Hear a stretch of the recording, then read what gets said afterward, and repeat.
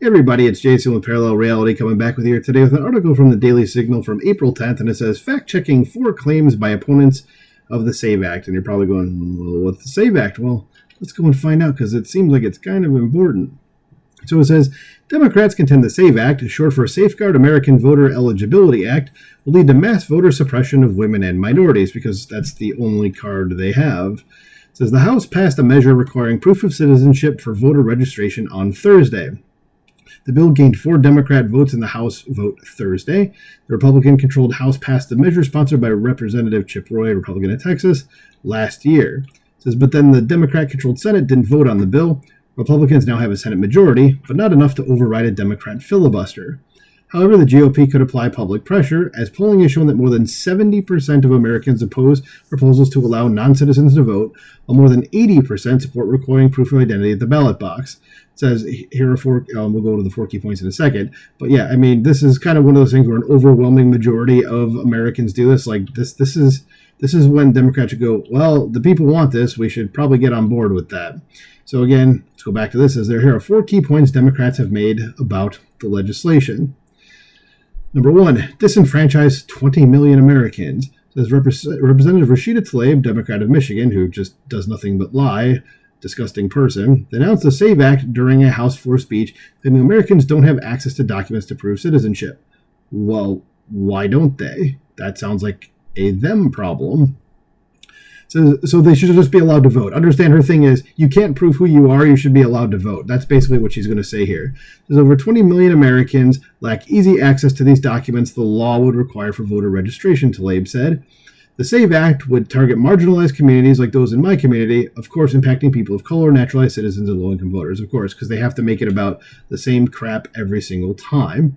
So similarly, Democracy Docket, a website run by Democrat election lawyer Mark Elias, who is a scumbag, reported 1 in 10 voting-age citizens, which is over 21 million people, can't readily access documents to prove their citizenship. Again, why can't they?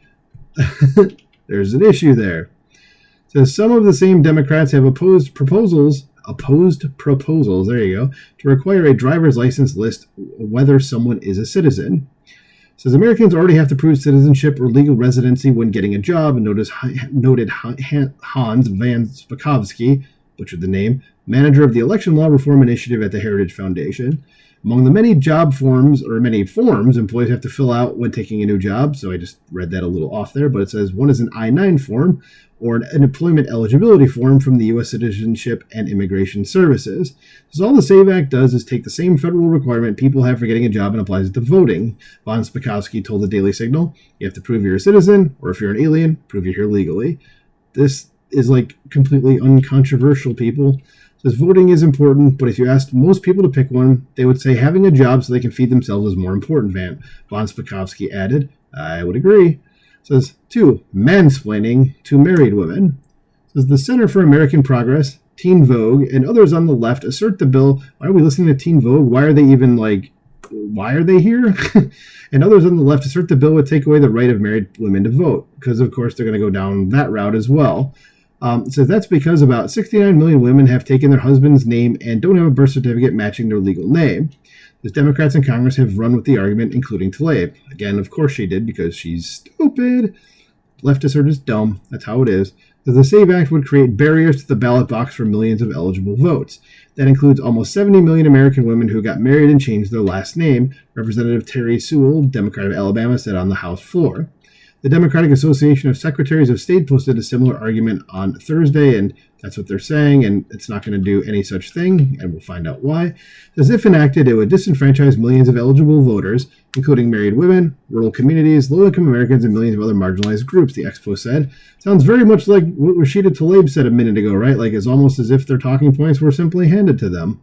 As, however, the state of Arizona has required proof of citizenship to vote in state elections for more than a decade, but there has been no reported disenfranchisement of married women in that state. So we already have an example of how this is going to do nothing like what they say right off the bat. So, fun. It says the legislation directs states to provide reasonable accommodations for disabled Americans and applicants that have discrepancies on their documentation due to a name change.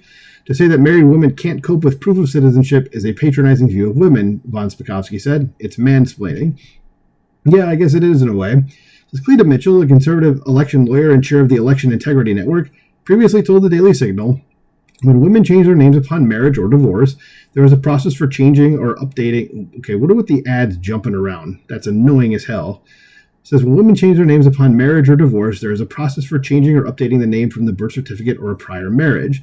Billions of women do it every day so they can operate their lives under their married names. Yeah, I mean, again, it's basically like telling them, like what Democrats think is just that you're too stupid to figure out how to do things. It comes down to that. So number 3, of course, will be another one of their arguments that voter suppression, it's voter suppression plain and simple. It is not. It says Tlaib denounced the SAVE Act during a House floor speech, said the SAVE Act is not about protecting elections, it's about silencing voters, it's voter suppression plain and simple. Yes, it's voter suppression to say, I am who I am claiming to be able to vote. That doesn't make sense, you idiot. It says this bill would create unnecessary new barriers that would disenfranchise millions of Americans. This will also increase the purges of registered voters, literally kicking people off of the list. Well, if people shouldn't be voting and they're not supposed to be, and they're on the list, then they shouldn't be on them. This isn't a difficult thing to understand. It says the SAVE Act does 2 things. The legislation requires proof of citizenship when registering to vote in federal elections. It also mandates federal agencies respond to state requests about an individual's citizenship status. It says these are essentially the same arguments used for 2 decades against voter ID laws at the state level, which have not reduced voting, Von Spakovsky noted. It's the same argument from 20 years ago that voter ID laws would keep people from voting, he said.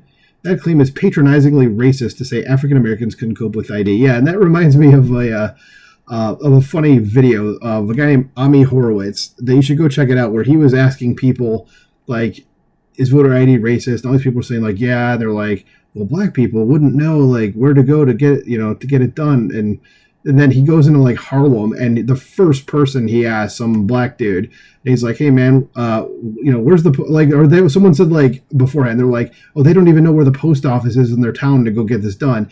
And so he goes to Harlem, and I'm not kidding, the first person was some black dude, and he goes, hey, man, where's the post office? And the guy's like, yeah, it's right over there down the street. Like, it's so stupid, man.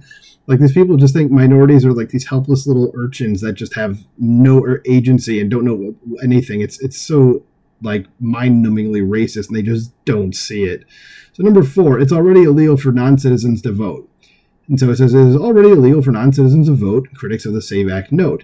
But supporters of the bill contend that it hasn't stopped non-citizens from registering to vote and in some cases voting. That thing that they say is never happening, we know for a fact, if you see some of my prior videos, it is definitely happening. So it says, let's be clear, it is already against the law for non-Americans to vote. This bill is a solution in search of a problem, Sewell said on the House floor. It says the numbers known to have voted are not large.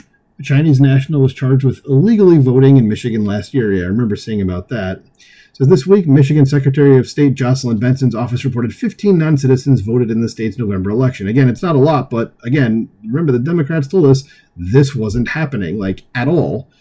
It says, in March, Iowa Secretary of State Paul Paint released an audit that found 277 non-citizens were registered to vote and 35 voted in the 2024 election. In 2016, 41 non-citizens, they spelled that wrong, non-citians is what they wrote there, voted in North Carolina.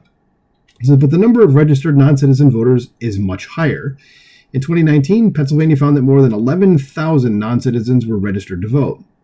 Also, since 2021, Texas has removed about 6,500 non-citizens from voter rolls, and 1,900 of whom had voting histories. Since 2022, Virginia has removed 6,300 non-citizens from its rolls, Alabama removed 3,251 non-citizens, and Ohio 597. It says, yes, non-citizens can and do vote in our elections thanks to an enormous loophole in current law exempting individuals registering via the federal form from verifying their citizenship, former Virginia Attorney General Ken Cuccinelli said it in a statement. Sorry if I got the name wrong. It says, and yes, our government relies on a literal honor system, whereby non-citizens need to only check a box promising their citizens, is not only ridiculous but downright embarrassing. Only U.S. citizens, not foreign nationals or illegal aliens, should ever decide the outcome of U.S. elections. And what's the Democrat response to this? Like, when they say, like, no, like, there isn't, illegals should be able to vote, is essentially what they're saying. It's like, well, are you allowed to, like, walk into Spain and vote in their election? And what would happen if you did? Like, you can't do that, and they would arrest you. Like, in any other country, that same thing would happen. Like, you just can't do it, but somehow they're allowed to vote here. Okay? So, there's some effery afoot. It says for federal elections in Arizona, voters can be required to state they are U.S. citizens, but can't be required to show proof of citizenship. In 2004, Arizona voters approved Proposition 200, which mandated individuals provide documentary proof of U.S. citizenship when registering to vote. The U.S. Supreme Court ruled in the 2013 the state could not allow proof of citizenship for those using the federal voter registration form because of the 1993 National Voter Registration Act, but the state could still require proof for state elections. So I'm glad this thing got passed. We need to have the Senate pass it because we need to shore up our elections, because this lady here she thinks that everything's hunky-dory already because she wants to cheat and just win every election. So she's a dishonest person, and that's all I'll say.